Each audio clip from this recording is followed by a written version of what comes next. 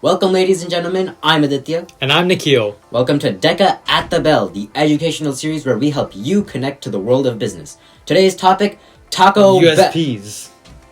But I thought we were going to talk about why Taco Bell was the greatest taco franchise in all the lands. Great. Now I want tacos. But no, today we're going to be talking about unique selling propositions, also known as USPs. But Taco Bell's fusion of Mexican-inspired flavors coupled with their fast food convenience does make it a pretty good example of USPs. USPs. You get it now? No. A USP is any word, phrase, slogan, or statement that sets your product or service apart from your competitors. Effective USPs have 5 major characteristics. They're specific, justifiable, reflect the interests of consumers, are clear and concise, and have a strong impact on the community. I remember what USPs are now. And I also forgot how complicated they can be. When making a USP, you need to find the strongest message you can give your audience to A, let them know what your business is, and B, why it matters to them, and C, why you are better than your competitors.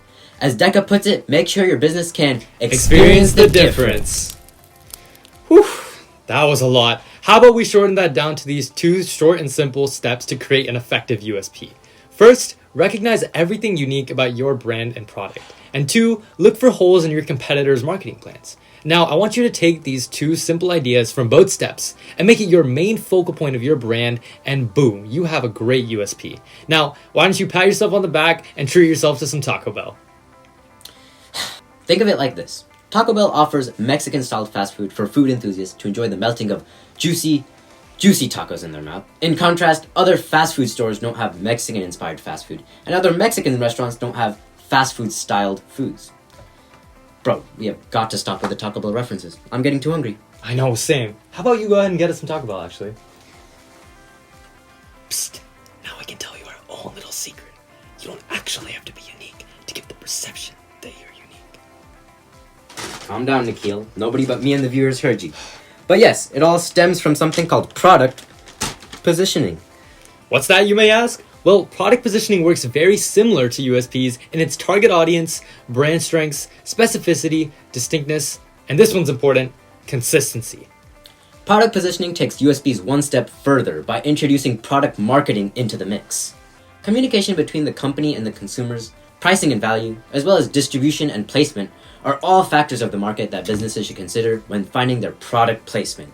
So there's not a definitive list of product positioning strategies, but here are some of the common ones. There's pricing positioning like Walmart's great prices, benefit positioning like antibiotics, and service positioning, similar to Dunder Mifflin's superior service. Any Office fans out there? Me.